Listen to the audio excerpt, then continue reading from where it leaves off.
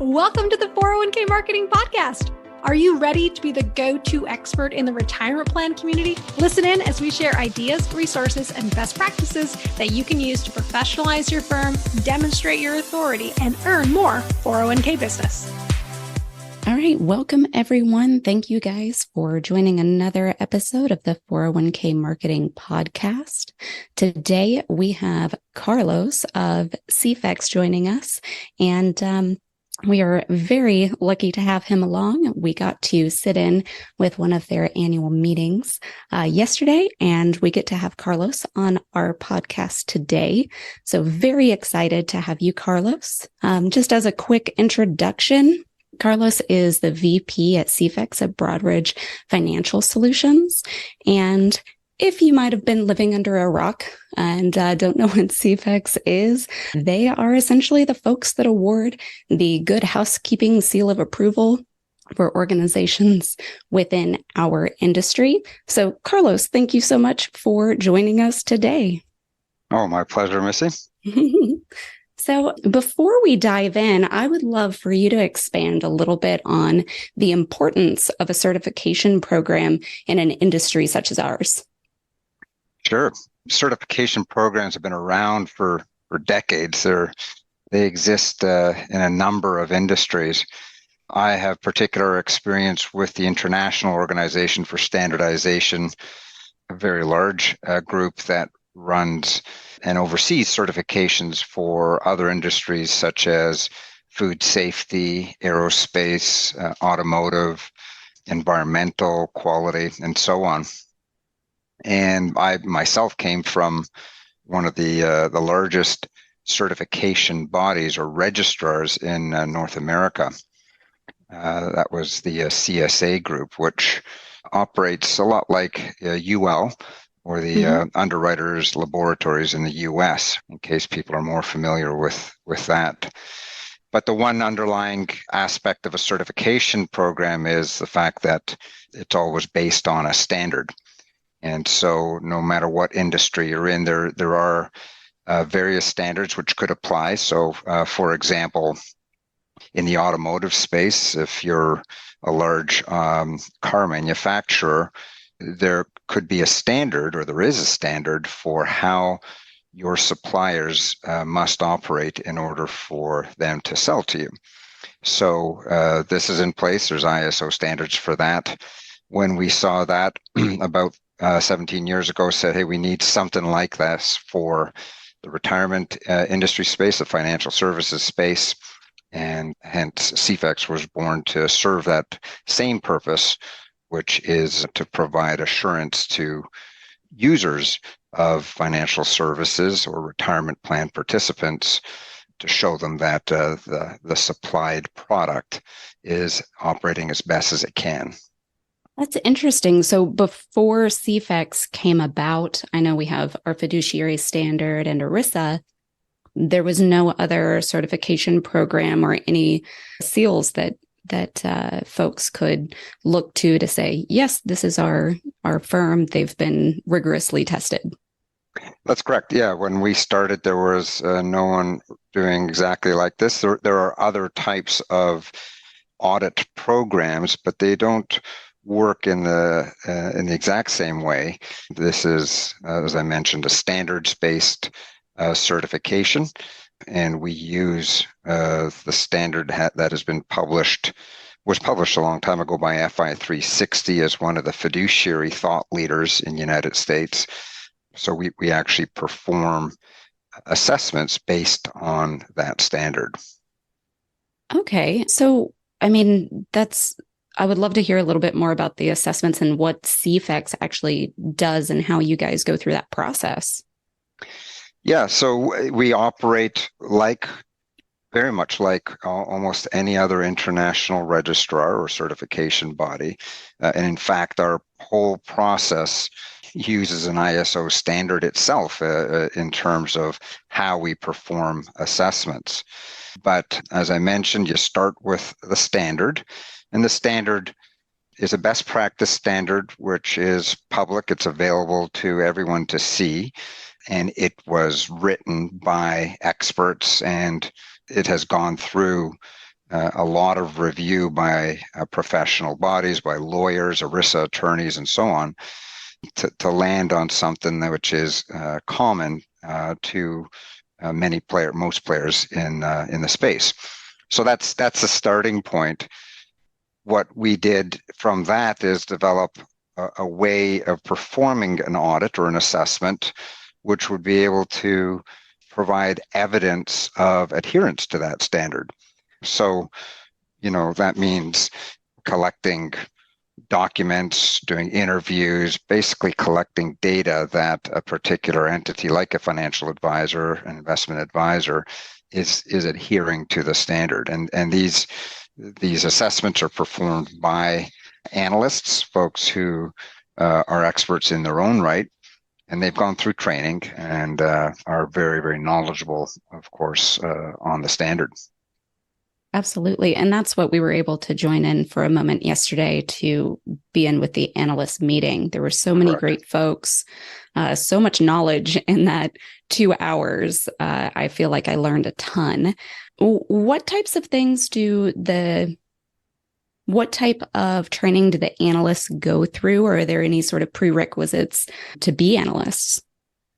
Yep, they have to have the Accredited Investment Fiduciary Analyst designation, which is pretty rigorous training on how to perform assessments. And one of the prerequisites of that is the AIF, the Accredited Investment Fiduciary, which essentially is training on the standard. But we also look for folks who have at least 10 years industry experience at either advisory firms, record keepers, TPAs, or other types of consulting entities. And then as an advisor would go through this process, if I remember correctly, I believe it's an annual review that they go through for the certifications. How does this help advisors? What does it do for their internal processes? So, let's face it, advisors are very busy. They serve clients every day. And they should have core teams who focus on, the investment process. That's their bread and butter. And so what the CEFEX certification does is it provides that annual checkpoint on how that investment process is doing, and is it using the best practices. And so if you're an advisor, you use this certification program as kind of a way to get independent feedback on what you're doing in terms of your investment process. And so sometimes it's just extremely helpful to have an outsider give you some ideas for how to improve, to check that you're doing things. When everyone is busy, it's possible that processes suffer. And so that's what the primary benefit of the certification program would be for those advisors. I've spoken to many CEOs who, for larger organizations, when advisory firms get to be pretty big, and they just like the idea of an outside expert provides confidential feedback. This is not, an SEC exam or a regulatory audit. It's a best practice audit, and the findings are confidential. And that way, I can see how my team is doing, and I can look for ways to improve. Because if you're coming back every year, the analyst is going to be asking for how you've addressed any kind of issues and what you're doing to improve. So we look at hundreds of these assessments every year, and we're always monitoring the regulations and the best practices which are out there. And so we use that in our assessments to feed back to advisors. So as an advisor, you get kind of the latest and greatest in the whole fiduciary investment process. That's really interesting from the perspective of you guys over at CEFEX and doing so many of these analysis each year. Are there any things that pop up and you guys see as trends, things that, advisors should be, thinking about, because you do so many of them and it pulls up different things that, let's call them flat spots in the tire in the internal processes. Are there anything any particular things that stand out to you and your team? Well, I mean, we've been at this for 17 years, and so there have been trends in the OFIs, or the opportunities for improvement, that do emerge. Over our history, there have been things when the IPS was a fairly new document. There would be deficiencies in how that was written, and how it was communicated. When 408B2, ERISA 408B2 came out, and all the new disclosure requirements, there were trends in how advisors could improve their disclosures. These days, there's the latest, I guess, trend is in getting cybersecurity practices up to date. And so, when analysts want us to do a deep dive on that, we naturally are seeing areas where they can improve and do implement practices which are according to the DOL best practices. So those would be some of the things. When a team becomes certified in CEFEX firms, how do they share this after they've gone through the process on an annual basis? How do they share this with their clients? Because it's a huge benefit to their clients. Is there marketing or business development? What are some of the things that CEFEX firms can do to share some of this with their clients? Yeah, it's a big differentiator. And so, and a fairly rigorous and structured framework that we follow, starting with the standard, of course, and right through with the whole assessment. And as you mentioned, it is annual. So it's a big story to tell. And we have a lot of ways that they can tell that story, that they can explain it to plan sponsors or individuals or foundations, that essentially their client base. So, they would get a certificate for one, and a letter of registration. So those are things that advisors put into their own RFPs when responding. Those are very official looking documents, I guess, but they also get listed on the CEFEX site. We have a public list of all firms that are certified, and they can point clients to that. They have the right to use the CEFEX certification mark for things like business cards or in PowerPoint presentations or and any other types of marketing brochures. We also produce what we call the independent assessment report. That is available online for every certified client, and that kind of describes what it is that they went through. It lists, all the particulars about the advisory firm, but then also goes through the standard and identifies what aspects of the standard they were conforming to. It doesn't go into the confidential details of findings that I would have mentioned beforehand, but it does talk about when this assessment took place and what the standard is all about. So that's a pretty useful way for the advisory firm to explain and what they've been through and what CEFEX certification means to their clients. And we've got a bunch of other marketing materials, whether they be videos of me explaining some of the benefits and aspects of it, animated videos which describe the program, and even a certification webmark, an online certification webmark that can go on their own website. So just a ton of ways, and all advisors kind of implement whatever makes sense to them from a marketing perspective. In addition to that enhanced communication and differentiation, what are some of the top line benefits? What are there other benefits that are perhaps not so obvious? Yeah, we have found some advisors have actually gotten a great benefit from insurance carriers, in the sense that insurance, when they apply for their E&O insurance, they've actually received discounts because of the fact that they were certified. And why is that? Well, because being certified signifies you've been through this rigorous annual assessment, and that therefore you really do have your ducks in a row in terms of your processes. So in essence, you're a much lower risk than possibly an advisor who has not done this, gone through this. So a number of insurance brokers and carriers have realized that, and they've looked favorably upon advisors when applying for things like professional liability insurance. Another kind of benefit, I did touch on it, is the cybersecurity aspects. That's getting to be so hot. We've just increased the scope of our assessments for advisors who want to demonstrate that they're completely on the ball when it comes to cybersecurity. And we would let them be able to proclaim that they are adherent to the DOL best practices. These are the DOL published the best practice list back in April 2021.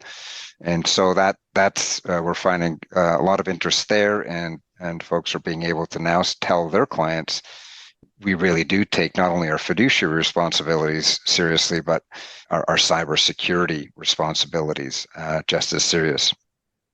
Sure. Yeah, we went 401k marketing as a firm went through a SOC audit a couple of years ago, and it was very, very complete and had a lot of cybersecurity. Does your new expansion, the scope of the cybersecurity area, have anything like that interweaved in it? I know it's based off of the standards that the DOL set out a couple of years ago, but is the SOC audit anything like what you guys have incorporated for your cybersecurity? Yeah, I mean, the SOC audit is a thing of it on its own. It is whether you're talking SOC 1 or SOC 2, it's a listing of controls which the firm has put in place for cybersecurity. I haven't seen enough of the contents from enough firms on the SOC side to know how it compares. But clearly, a lot of firms are turning to the SOC audit as well.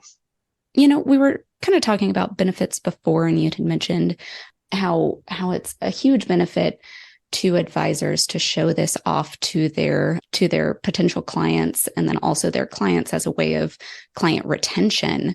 The Plan Sponsor Attitude Survey this year just recently came out, and it's saying that, what is it, almost 22% of plan sponsors are actively conducting advisor searches, with 34% also benchmarking. So this is a huge value for advisors to be able to show that they go through that rigorous process. Investments are always something that's top of mind for plan sponsors as well. So it almost seems that with CEFEX, advisors can kind of check two of those boxes in the vendor RFP process. Oh yeah, I mean, an independent verification by an expert such as what we're doing here. Gosh, I mean, it's like we're pre-vetting the advisor for the plan sponsor. So this was mentioned yesterday during the call as well. The cool kid in the room, the new kid on the block, pulled employer plans. Sorry, that was a bit of a tongue twister. PEPs, if we will. How is CEFEX helping those offering PEPs now? Well, I mean, we believe that employers aren't really equipped to evaluate like the hundreds of compliance duties that are spelled out in today's regulations, in PEP and any kind of plan regulations, and the whole U.S. system has historically placed very broad and unspecified burdens on employers, just to run a plan. And then vendor contracts tend to provide finite lists of services and assume that the employers have enough knowledge of these unspecified duties that remain theirs and how to fulfill those. But that, it's rarely the case. So the new PEP program provides an objective mechanism for employers to evaluate those service arrangements. So we worked with a bunch of experts, which you heard on yesterday's call, and practitioners to establish, again, that best practice standard on how to run a PEP and what a pooled plan provider should be doing. And by the way, that, and all our standards can be downloaded from our site. But in a nutshell, this new PEP certification program just helps the providers demonstrate their competence for the purpose of delivering that pooled employer plan. And at the end of the day, this just helps the plan sponsor and their participants. Absolutely. So, because with the pooled employer plans, if the plan sponsor is responsible for selecting and benchmarking and looking into the pooled plan provider. And so this gives Correct. them, instead of it saying, oh, all I have to do is look at this one service provider, my PPP, but that's way more complex than it sounds. So those standards are laid out. Exactly. It provides the framework again for evaluating the pooled plan providers. Fantastic. And we can link that in the show notes as well to the CEFEX site. So is there anything else? I know we've covered a lot, and it's creating fiduciary excellence is not a easy walk in the park, and 20 minutes isn't a whole lot of time to dive into everything. But I'm curious, is there anything else that you'd like to share? Well, I mean, if any of your listeners are even remotely interested, they can always contact me. I would have a discussion with them. We could even, everyone would always want to know, okay, so what exactly is in the assessment? Mm-hmm. We can set up a file in our system. It's all, online. And even before they make a decision to proceed, I would set them up. They could see the requirements, they can see the documents, and realize that this is not a surprise assessment. It is rigorous, but if you see it ahead of time, perhaps some of the rigor can be planned for, and then decide on whether or not you want to proceed.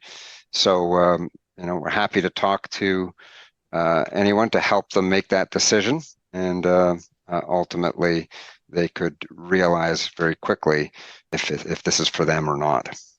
Great. So it's not a pop quiz. They have an opportunity to study before the exam. Exactly. All right. Well, then we can list all of your contact information in the show notes below. And of course, advisors that are listening and interested, but not only advisors, TPAs as well. There are different certifications for different folks in the industry. If anybody listening is interested in learning more about the CEFEX certifications, then we will have everything linked down in the show notes. Perfect. Awesome. Well, thank you so much for your time today, for including us in the great meeting yesterday, and for joining us today on our podcast. All right. My pleasure. Thank you, Carlos. Have a great day.